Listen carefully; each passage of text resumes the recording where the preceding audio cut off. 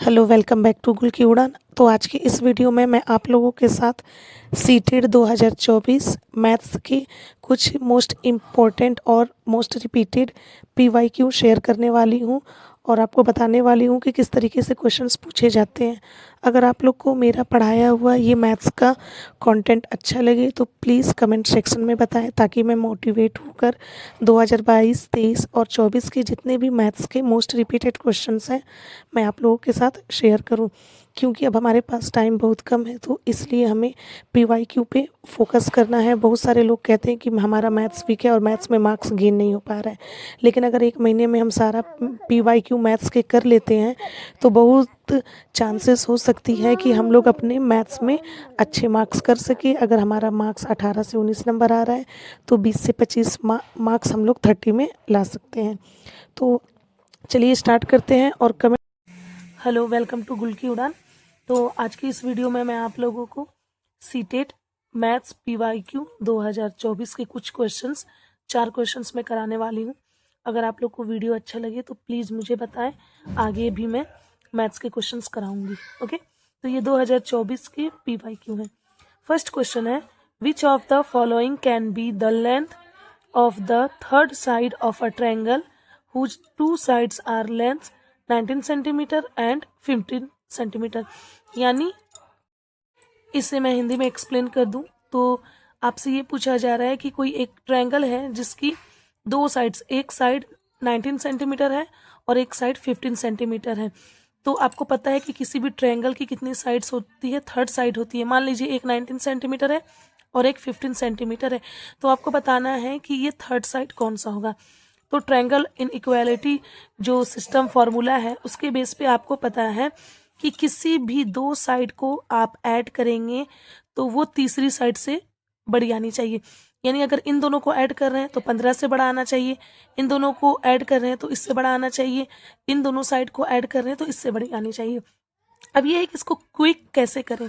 तो सबसे पहले दो साइड आपको दिया है 19 और 15, इन दोनों को पहले आप सब्ट्रैक्ट कीजिए। जब आप सब्ट्रैक्ट करेंगे तो आएगा 4। अब आप सोचोगे कि इस 4 का क्या यूज है, तो मैं आपको बताने वाली हूँ। फिर 19 और 15 ये दो दो जो भी दो साइड गिवन है उसे ऐड कीजिए। जब आप ऐड करेंगे तो ये हो जाएगा 34। अब आप कहेंगे कि 4 और 34 का क्या यूज है। यानी ट्रायंगल की ये जो थर्ड साइड वही होगी जो 4 से नंबर बड़ी हो। x का मतलब ये थर्ड साइड है, वो नंबर 4 से बड़ी होनी चाहिए और 34 से छोटी होनी चाहिए।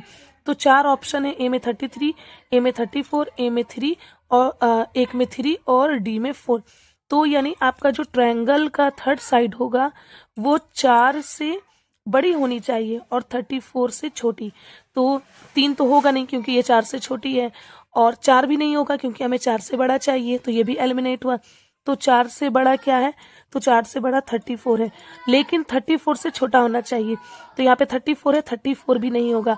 4 से बड़ा और 34 से छोटा सिर्फ एक ही क्वेश्चन है, 33। तो ये हमारा करेक्ट आंसर हो गया। यानी वो तीसरी साइड जो होगी वो 33 ही हो सकती है। अब हम लोग मूव करते हैं नेक्स्ट क्वेश्चन में। आपका सेकंड क्वेश्चन है, in a quadrilateral A B C D. आपका एक कोई क्वाड्रिलेटरल है ए बी सी डी, ठीक है, यानी चतुर्भुज है जिसमें आपके ये एंगल्स दिए हुए हैं। मान लीजिए पहला एंगल है 3x - 10, दूसरा एंगल है x + 30, तीसरा एंगल है 2x + 30 and the fourth angle is 2x - 10, ये लास्ट वाला। Then this is quadrilateral is. तो कहता है कि पहला एंगल ये है, दूसरा ये है, तीसरा ये है, चौथा ये। तो आप बता सकते हैं कि ये कौन सा क्वाड्रिलेटरल है। आपको पता है कि क्वाड्रिलेटरल के बहुत सारे साइड्स होते हैं, जैसे क्वाड्रिलेटरल में पैरेललोग्राम होता है, रेक्टेंगल होता है, स्क्वायर होता है, काइट होता है, रोम्बस होता है। तो आप इसको सॉल्व कीजिए और सॉल्व करने के बाद बताइए कि ये कौन सा क्वाड्रिलेटरल हो सकता है। तो चलिए इसको हम लोग सॉल्व करते हैं। आपको पता है क्वाड्रिलेटरल उसको कहते हैं जिसकी कितनी साइड्स होती है, 4 साइड्स होती हैं। तो 4 साइड्स, एक क्वाड्रिलेटरल का जो अंदर के एंगल का जो सम होता है आपको पता होना चाहिए 360 होता है। तो लिखेंगे हम लोग सम ऑफ ऑल एंगल्स ऑफ जो भी क्वाड्रिलेटरल है वो 360। एग्जाम में आपको इतना लिखने की जरूरत नहीं है, लेकिन आपको पता है कि चारों एंगल को ऐड करके 360 आता है। तो पहला एंगल क्या है, 3x - 10 में प्लस करेंगे दूसरा एंगल, x प्लस 30 में ऐड करेंगे तीसरा एंगल 2x प्लस 30, फिर ऐड करेंगे चौथा एंगल 2x माइनस 10। यानी इन चारों एंगल को ऐड करके कितना आना चाहिए 360, क्योंकि एक क्वाड्रिलेटरल का जो टोटल सम होता है वो 360 होता है। अब x वाले पार्ट को ऐड कर लेते हैं, 3x plus x 4x, 4 plus 2 6x, 6 plus 2 8x, तो इसे हम ऐड कर लेंगे 8x। अब रह गया नंबर को, यहाँ पे देखिए यहाँ पे भी आपका -10 है, यहाँ पे भी आपका -10 है, यानी ये दोनों हो गया -10 -20, यहाँ पे आपका 30 है, ये भी 30 है, तो 30 प्लस 30 तो हो गया 60, और -10 -20 इक्वल टू 360। अब 8x प्लस 60 में से 20 जाएगा 40 equal to 360, 8x equal to 360, इधर प्लस है, जब इस इक्वल की साइड लाएंगे तो -40 हो जाएगा। देन 8x इक्वल टू तो ये आपका हो जाएगा 360 में से 40 जाएगा 320। अब इसे हम लोग डिवाइड कर देंगे, 8 1 जा 8, 8 4 जा 32, यानी 40। x का वैल्यू कितना आ गया 40 आ गया, x की वैल्यू हो गई 40। अब x इक्वल टू जो 40 हुआ, इस वाले में x की वैल्यू रखेंगे, इसमें रखेंगे, इसमें रखेंगे, इसमें रखेंगे, तो चलिए रख कर देखते हैं। पहला जो है आपका a है 3x माइनस 10, क्या है 3x माइनस 10, यानी 3 इंटू एक्स की जगह पे 40 माइनस 10, तो 3 चौके 12 120 होगा, 120 में से 10 जाएगा तो 110 आया। b वाला क्या है आपका x प्लस 30 है, तो x प्लस 30 मतलब 40 प्लस 30, 40 प्लस 30 करेंगे तो ये कितना आ गया 70, यानी एक एंगल आया 110, एक आया 70।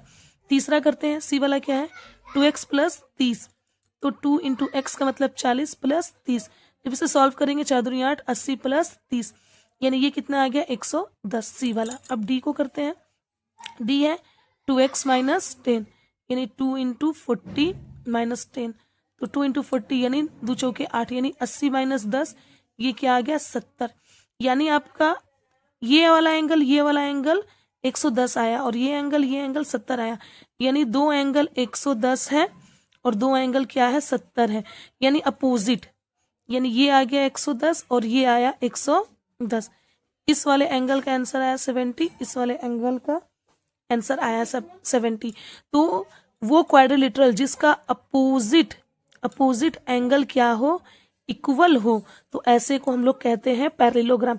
पैरेललोग्राम का हमारा आंसर हो जाएगा पैरालीलोग्राम, जो कि आंसर हो जाएगा हमारा 4th वाला।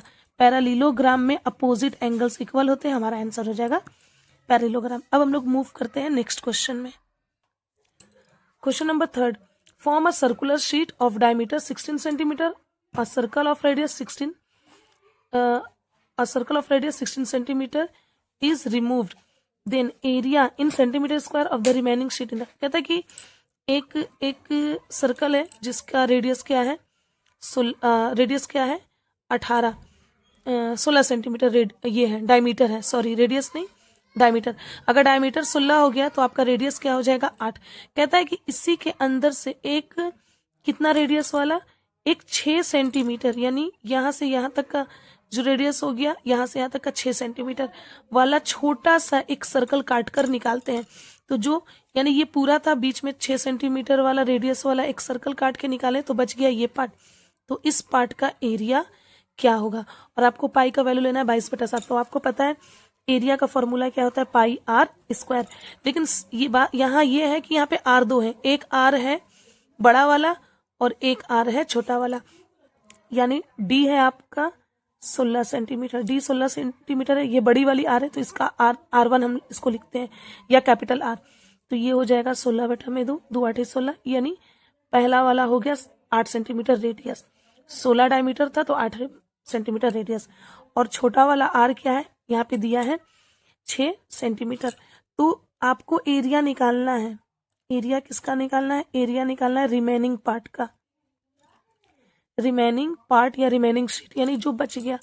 तो इसका फॉर्मूला होता है पाई आर स्क्वायर, ये तो जनरल फॉर्मूला हुआ, लेकिन यहाँ पे दो एरिया, एक बड़े वाले का निकलेगा एक छोटे वाले का, और बड़े वाले में से छोटे वाले को हम लोग माइनस करेंगे, तो पाई आर की जगह पे यहाँ पे आर हमारा 2 है तो पाई यहाँ रहेगा, यानी बड़ी वाली R1 स्क्वायर में से हम लोग माइनस कर देंगे छोटे वाले R को। R1 नहीं भी लिखेंगे तो वो ये चलेगा, क्योंकि हमने यहाँ पे कैपिटल यहाँ पे स्मॉल ले लिया। तो पाई का वैल्यू हम लोग 22/7 और R स्क्वायर, बड़ी वाली R यानी 8 का स्क्वायर, छोटी वाली R यानी 6 का स्क्वायर। ये हो गया 22/7, ये हो जाएगा 88 64, ये 6 के 36।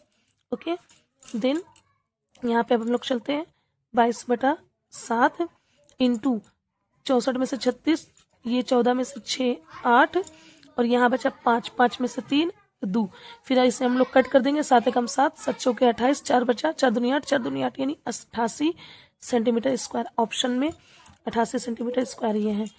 तो ये क्वेश्चन तो आप लोगों को मेरा पढ़ाया हुआ ये कैसा लगा? अगर पसंद आया हो तो कमेंट सेक्शन में ज़रूर बताएं, ताकि मोटिवेट होकर आगे भी मैं आप लोग के साथ और PYQ के क्वेश्चन शेयर करूं। Thank you so much.